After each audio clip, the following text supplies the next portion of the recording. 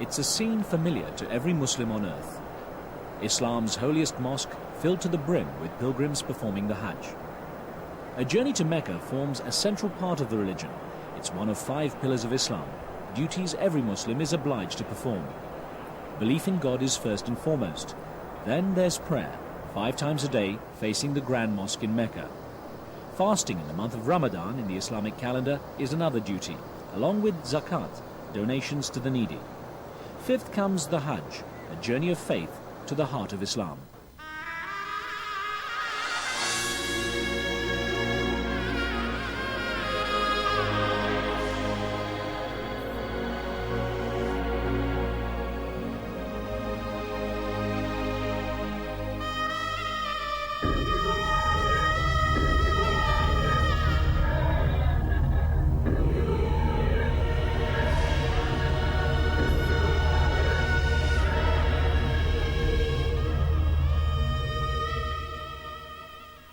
On the surface, it's simply a walk in the desert, but looking deeper, it's an audience with God, practice for the Day of Reckoning. Pilgrims gather in Mecca days ahead of time, often having visited the second holiest site in Islam, the Prophet's Mosque in Medina, 450 kilometers north of Mecca. The Hajj officially begins on the 8th day of the month of Dhul Hijjah in the Islamic calendar, which is based on a lunar cycle, unlike the standard solar calendar used most of the time around the world. On the 8th, pilgrims visit the Grand Mosque in Mecca, circling the center before heading 10 kilometers east into the desert to Mina, where they stop overnight. On the 9th day of Dhul Hijjah, they continue another 14 kilometers or so east to the plain of Arafat for the spiritually significant Day in the Desert. At sunset, it's a journey back through a clearing known as Muzdalifah. A short rest there, and it's on to Mina overnight. And soon back to Mecca by the morning of the 10th day of Dhul Hijjah. That's pretty much the physical journey, but the mental one is far greater. The core purpose of Hajj is to be able to cleanse one's self from all sins and to be a born-again person. This could come through some reflections and spiritual upliftment and practice of the religion. They need to come here and grasp the meaning of being here on the same land that Abraham and Muhammad and the rest of all prophets stepped on. This is very significant in the life of any person. It's the year 1422 in the Islamic calendar, and a particularly tense year for Muslims following the September the 11th attacks on the USA. Security was stepped up by the Saudi authorities in case radical elements used the gathering of Muslims at the Hajj to incite any form of extremism. Politics have to stay out of Hajj because Hajj is an individual experience as well as a collective experience on the part of those who come. A lot of people are not aware of politics and what their ins and outs, so they need to concentrate on the spiritual aspect of it. And I think the Saudi government has been taking some serious steps in that direction, preventing any demonstrations or any expressions of support to any country, including Saudi Arabia itself. Early and stern warnings by the government seem to quell potential trouble, although the authorities insist that security is an issue every year for various reasons, irrespective of September the 11th. Every year has a design plan. The security plan is not something you pull off a computer, a disk, and you say, okay, this is the mapping and this is the plan. Security plan is a creative endeavor of dealing and wheeling with every issue that comes in the service. The pilgrims I spoke to seemed to be quite philosophical about the possible harm done to the image of Muslims around the world, particularly in America. This has allowed us, Muslim Americans who live in America, who are really Americans, to really talk about Islam in its truest sense, talk to our friends, to our neighbors, to our kids, and explain what Islam is about. And when we think through it all, frankly, when it comes to how we live and what we talk about Islamic way of life, that's not too different from the American way of life, perhaps even Christian way of life. I feel that more people want to know and learn about Islam and know what the true teachings are rather than what these terrorists have done. And so I see more people willing to learn more about the religion of Islam, whereas before it was kind of just like, it was just strange, and what they knew was what they saw on TV, basically. We're not hating any other religion because our religion comes from God, and we have to respect that. God says in the Quran, to save one life is as if you have saved all of humanity, and to kill one life is as if you have killed all of humanity. The life in Islam is extremely sacrosanct. Unfortunately, because of the mass media in the Western countries, all of them, they think that all of the Muslims are terrorists and so on. But believe me that the Islam means peace, means hello, means salam. And Muslim people you see over here, millions of the people are living here without anyone touching anyone and so on. This is a bad impression about the Muslim world, and it is not right and it is not fair, really. Because it is a human being like any other human being. We believe in God like Christian. Muslim, not terrorist. Muslim, not terrorist. I think American terrorist. He killing all Muslim in the whole war. Afghanistan, Iraqi, etc., etc. Arab journalists who've been covering the US-led and labelled war against terror were perhaps a little less philosophical, particularly when it comes to how they have been often perceived by the Western media as biased.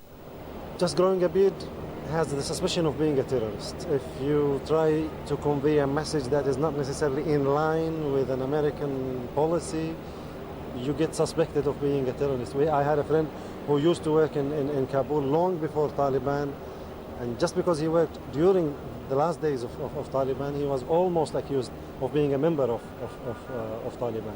So it's this kind of fear, if you like, that inhibits all of us now.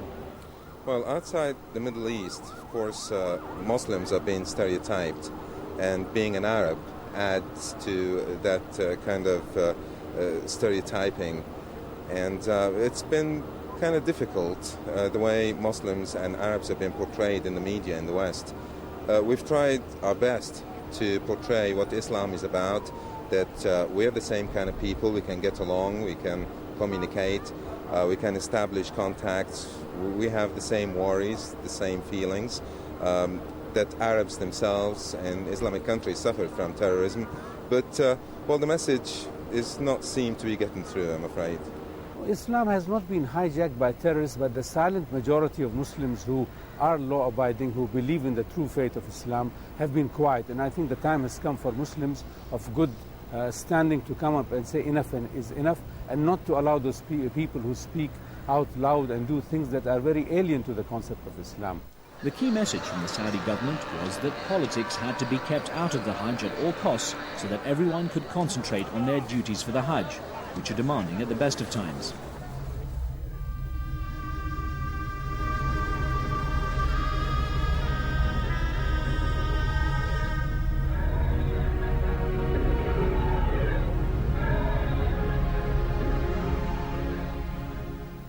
For the Muslim, devout or otherwise, Mecca is an overwhelming place. The small city centres around the sheer imposing size and atmosphere of the Grand Mosque, locally called Al-Haram, or the Sanctuary. Like a marble magnet, it draws the pilgrims to its heart. Mecca is now a modern city.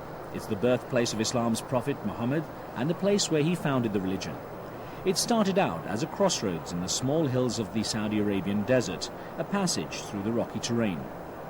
It's believed by many Islamic scholars to be where the first shrine to God was built by Adam after he and Eve were banished from the Garden of Eden. Later, the prophet Abraham is said to have built a similar house of worship on the same spot, now marked by the Kaaba, which translates to cube.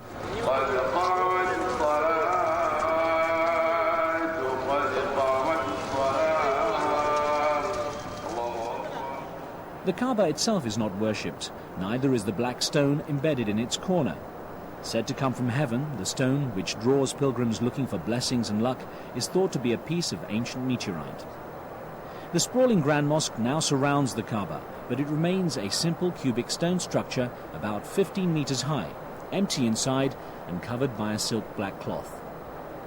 Muslims around the world must face the Kaaba to pray, and it's the only place where Muslims have to form a circle to do so. During the Hajj, Mecca transforms into a sea of humanity, 2 million plus people rolling continuously towards Al-Haram. To pray in the mosque, or at least as close as possible to it, multiplies the blessings a pilgrim receives 1,000-fold. The rituals have not changed in more than 14 centuries, but the pilgrimage actually traces its roots back to Abraham and his family during their time in the desert around Mecca. Despite the relative rigidity of the Hajj rituals, there are conditions to fulfill before setting off. A pilgrim must be of sound mind and body and possess the financial ability to complete this mission of a lifetime. Failing those conditions, a Muslim can consider their Hajj performed by sending someone in his or her place. Sometimes communities or poorer villages will pool resources and send a representative pilgrim to Mecca, who brings the blessing and stories of the journey back home with them.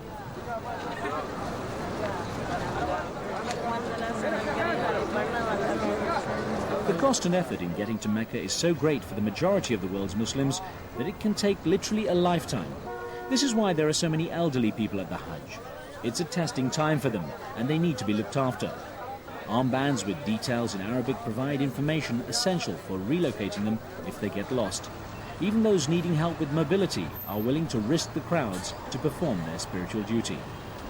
I think just when you see so many different people from so many different places, and when you see what they're enduring, and you know that everybody is there enduring the same thing for the sake of God, it's very moving, I think, to see it from other people's perspective. It's amazing to see so many people willing to do this. That it's spiritually uplifting. I'm overwhelmed with the harmony, with the peace, with the management. It's amazing. I've traveled all over the world, and it's something, to witness. I gained a lot of experience. For all my 68 age, I came here, I saw a lot of experience. I wish next year I'd be here again, God willingly. The biggest thing surprised me, the management and how they make the people come together in one place and perform Hajj in a good atmosphere, healthy atmosphere. In ancient times, unlike today, the road to Mecca was a tough and dangerous one, often taking months, even years of travel. This is one reason few women have made the pilgrimage until more recent years. Now, according to the Saudi government, 40% of pilgrims are women.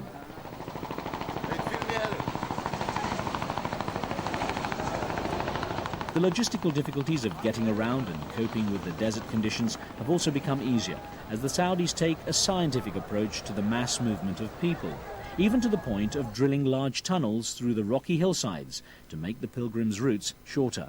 Hajj is a cosmopolitan and a global convention. The people here in the street from all facets, from all land on earth, from all the globe, all nationalities you will find here. You've seen also in the reports. Now, this teaches us that we have to deal with the phenomena of the year. Every year after year, some new service gets been furnished to the Hajjis. Although the Hajj covers a core period of about 3 days, it ends up being much longer for most people, especially considering the lengthy travel involved for some. The pilgrims, having gathered in Mecca in the days prior to the start of the Hajj, are often already exhausted or sometimes weak and ill. On the 8th day of Dhul Hijjah, when the rituals begin, they utter their intention to perform the Hajj and don their special pilgrimage attire, their Ihram. For men, this is 2 simple white sheets, symbolizing simplicity and equality for all, rich and poor, black and white. Women have less restriction, simply having to dress modestly, but they should leave their face uncovered, which contrasts with the practice of some of the more traditional conservative women who never reveal their faces.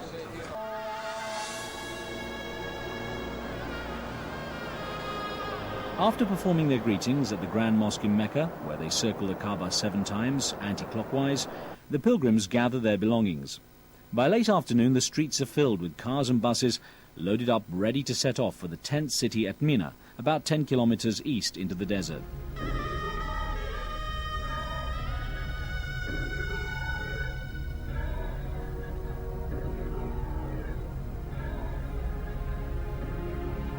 Mina has grown into a huge city, row upon row of modern, comfortable accommodation for the organized groups, although of course people will pitch camp wherever possible. Fires at the tent city in the mid-90s led to scores of people killed.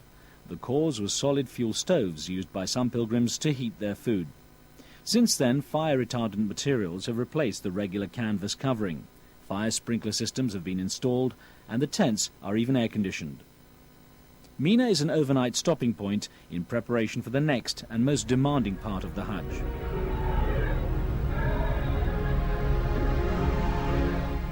By the time the sun rises over the plain of Arafat, the first of the pilgrims are starting to arrive. Those with better transport make the 14 kilometers from Mina fairly quickly. Before long, Arafat is a sea of people. Essentially, it was just a barren stretch of desert just a few miles from Mecca, but it's become the focus of so much spiritual energy for this one day in the Muslim calendar.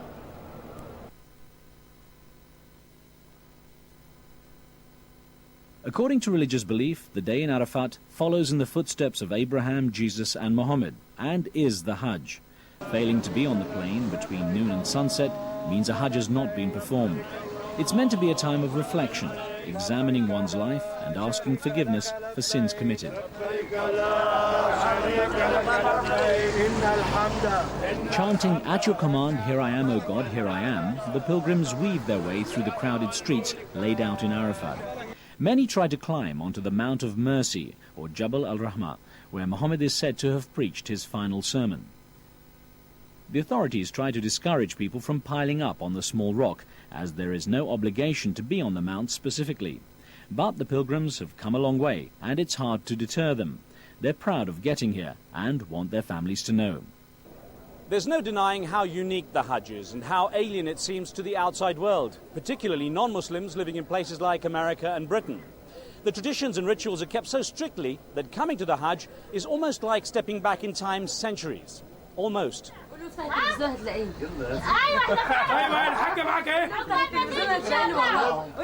During these hours in Arafat, a Muslim is supposed to ask for a clean start, a chance for redemption. It's described as rehearsal for the Day of Judgment, when all have to answer for their sins.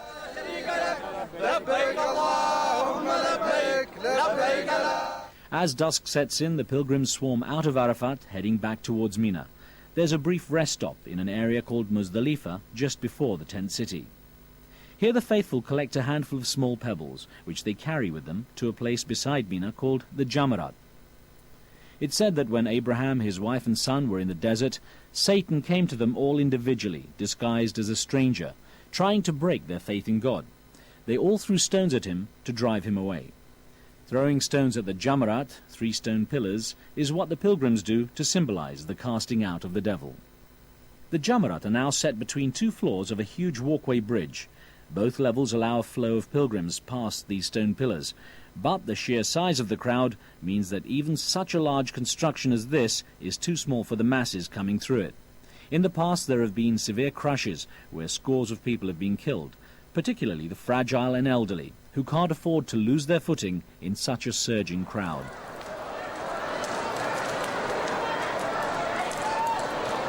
The Saudi authorities find this to be one of the most challenging logistical problems of the Hajj. The flow of the pilgrims is now up to about 150,000 per hour, but it's still a potential deadly logjam. Once this part of the Hajj has been completed, the pilgrims can begin the closing rituals, such as the cutting of a lock of hair. Some can't wait and quickly look for help. As the 10th day of Dhul Hijjah comes to life, the pilgrims start to flow back into Mecca after the stoning of the Jamarat.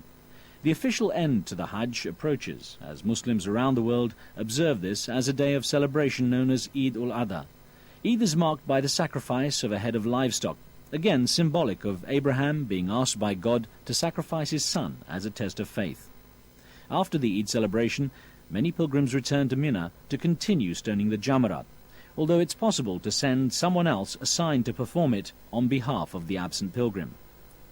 By now, many of the travellers are packing their bags for the journey home. The scene is often dominated by the large number of shaved heads, where many men opt for more than just a lock of hair cut off. A freshly cropped scalp is regarded as a proud symbol of a Haji, a man who has completed his religious mission of a lifetime. Modern transport is making it easier for the pilgrims to get to Arafat and Mecca to perform the Hajj. Islam is believed to be the fastest growing religion in the world, meaning the numbers wanting to come only get bigger. And that presents something of a challenge for the Saudi authorities. Technology has made the Hajj far safer, particularly in moving the large number of people from place to place. Plus, facilities for hygiene and health have improved, and there's greater awareness among the pilgrims themselves of what's expected from them while they're in Mecca and Arafat. The organisers of the Hajj say they are developing a cumulative knowledge with every problem, accident and issue they have to deal with each year. This time, the concern over Islamic radicals causing trouble proved to be unfounded, but the experience no doubt added to the cumulative knowledge. The image of Islam still rests in the hands of extremists. Islam, as a word, in Arabic it means surrendering to God the Almighty. So it's a religion of submission. It's a religion that establishes peace and coexistence with other religions. It's been the way it is. We are in the year 1422, the end of the year 1422 Al-Hijrah. Islam has been here for a very long time, and never an incident like what happened in America lately. It happened before in the 1422 years. Why would Muslims wage a war now against Christian civilization and so forth? The burden, of course, is on the Muslim side, because we are under attack. We have to defend ourselves regardless. Knowledge always should come first. We try as much as we can just to convey the message. We are just like you. We might be thinking differently. Most of the differences actually are just what you might call contextual and phraseology. People do not give you the chance to express yourself the way you want. They sort of rush you to express things either the way they want, or they disregard what you have to say. Before it will get better, it may get worse. But I'm sure things will come back to normal. People will go back to their own senses and understand that there's so much injustice in projecting the media of Muslims as terrorists and extremists. What do you think is the most misunderstood thing about Islam? There are many things that are misunderstood about Islam, and the most thing is the word jihad, because jihad is a struggle in any aspect of life, spiritual, moral, physical. It's to exert one's effort in being a better person.